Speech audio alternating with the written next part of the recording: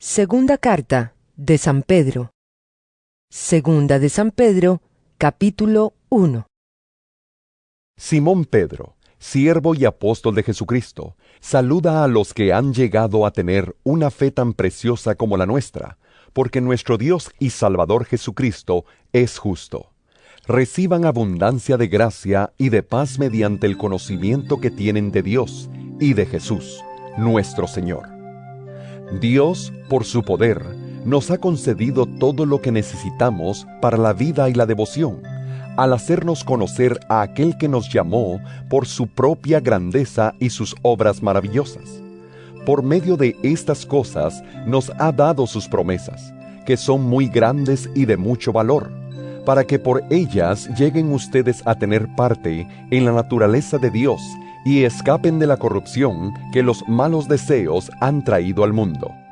Y por esto deben esforzarse en añadir a su fe la buena conducta, a la buena conducta el entendimiento, al entendimiento el dominio propio, al dominio propio la paciencia, a la paciencia la devoción, a la devoción el afecto fraternal y al afecto fraternal el amor. Si ustedes poseen estas cosas y las desarrollan, ni su vida será inútil, ni habrán conocido en vano a nuestro Señor Jesucristo. Pero el que no las posee es como un ciego o corto de vista. Ha olvidado que fue limpiado de sus pecados pasados. Por eso, hermanos, ya que Dios los ha llamado y escogido, procuren que esto arraigue en ustedes, pues haciéndolo así nunca caerán. De ese modo se les abrirán de par en par las puertas del reino eterno de nuestro Señor y Salvador Jesucristo.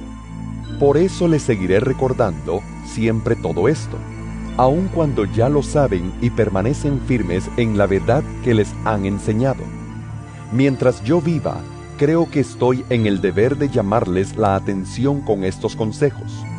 Nuestro Señor Jesucristo me ha hecho saber que pronto habré de dejar esta vida, pero haré todo lo posible para que también después de mi muerte se acuerden ustedes de estas cosas. La enseñanza que les dimos sobre el poder y el regreso de nuestro Señor Jesucristo no consistía en cuentos inventados ingeniosamente, pues con nuestros propios ojos vimos al Señor en su grandeza. Lo vimos cuando Dios el Padre le dio honor y gloria, cuando la voz de Dios le habló de aquella gloriosa manera: Este es mi Hijo amado, a quien he elegido.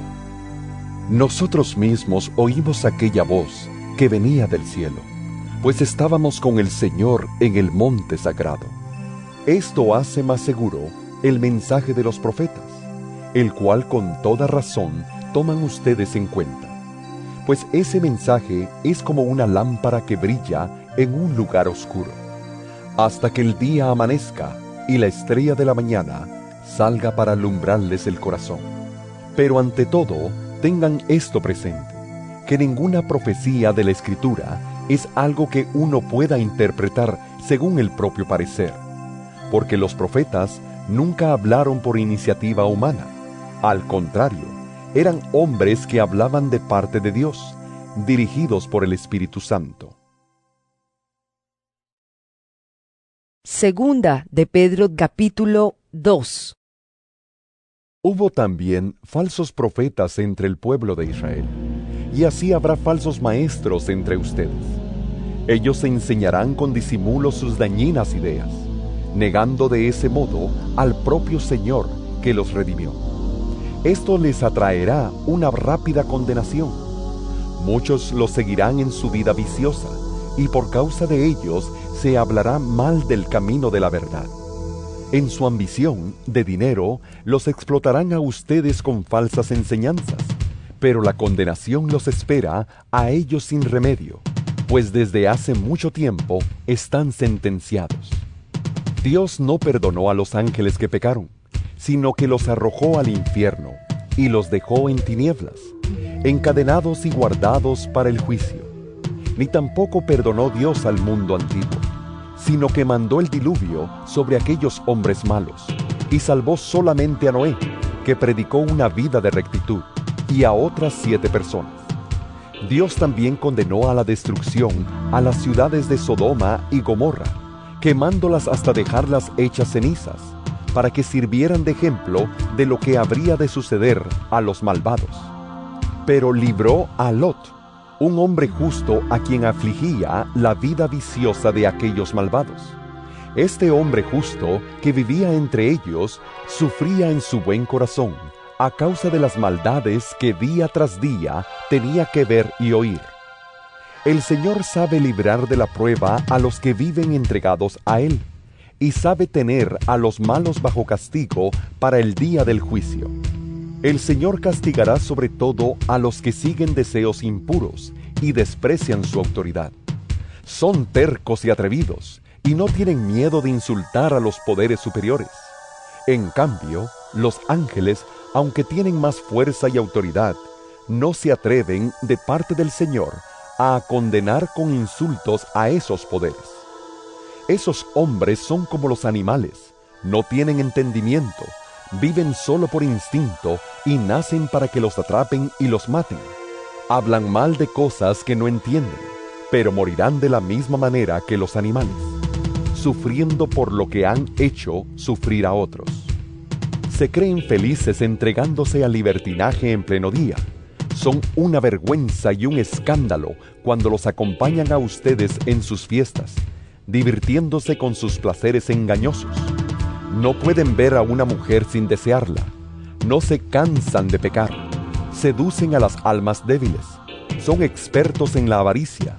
Son gente maldita. Andan perdidos porque se han desviado del camino recto. Siguen el ejemplo del profeta Balaam, hijo de Bosor, que quiso ganar dinero haciendo el mal, y fue reprendido por su pecado. Una asna muda le habló con voz humana y no lo dejó seguir con su locura. Esos maestros son como pozos sin agua, como nubes llevadas por el viento. Están condenados a pasar la eternidad en la más negra oscuridad. Dicen cosas altisonantes y vacías, y con vicios y deseos humanos seducen a quienes a duras penas logran escapar de los que viven en el error. Les prometen libertad, siendo ellos mismos esclavos de la corrupción, porque todo hombre es esclavo de aquello que lo ha dominado. Pues los que han conocido a nuestro Señor y Salvador Jesucristo, y han escapado así de las impurezas del mundo, si se dejan enredar otra vez en esas cosas y son dominados por ellas, quedan peor que antes. Hubiera sido mejor para ellos no haber conocido el camino recto, que después de haberlo conocido, apartarse del santo mandamiento que les fue dado. Pero en ellos se ha cumplido la verdad de aquel dicho: el perro vuelve a su vómito. Y también lo de: la puerca recién bañada vuelve a revolcarse en el lodo. Segunda de Pedro, capítulo 3. Esta es, queridos hermanos, la segunda carta que les escribo. En las dos he querido, con mis consejos, hacerlos pensar rectamente. Acuérdense de lo que en otro tiempo dijeron los santos profetas, y del mandamiento del Señor y Salvador, que los apóstoles les enseñaron a ustedes. Sobre todo tengan esto en cuenta, que en los días últimos vendrá gente que vivirá de acuerdo con sus propios malos deseos, y que en son de burla preguntará: ¿qué pasó con la promesa de que Cristo iba a volver? Ya murieron nuestros padres, y todo sigue igual desde que el mundo fue creado.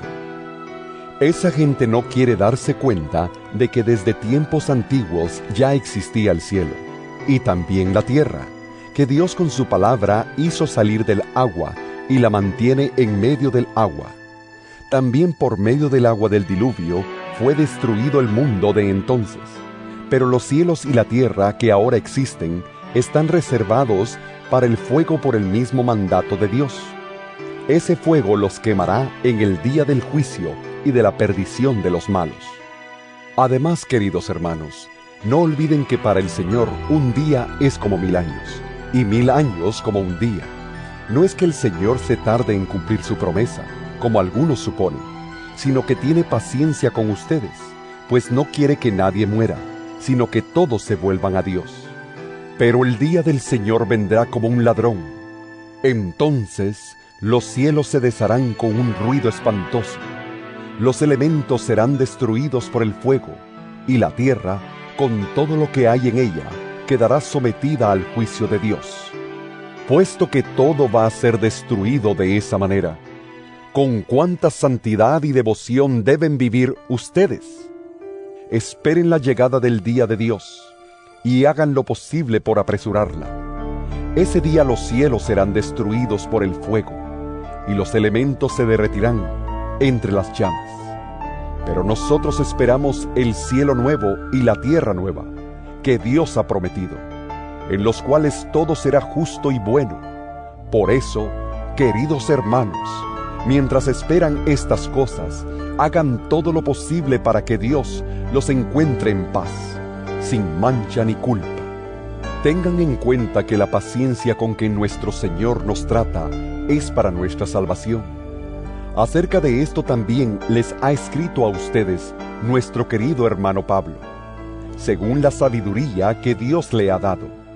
En cada una de sus cartas, Él les ha hablado de esto, aunque hay en ellas puntos difíciles de entender, que los ignorantes y los débiles en la fe tuercen, como tuercen las demás escrituras para su propia condenación. Por eso, queridos hermanos, ya que ustedes saben de antemano estas cosas, cuídense para que no sean arrastrados por los engaños de los malvados ni caigan de su firme posición, pero conozcan mejor a nuestro Señor y Salvador Jesucristo, y crezcan en su amor. Gloria a Él, ahora y para siempre. Amén.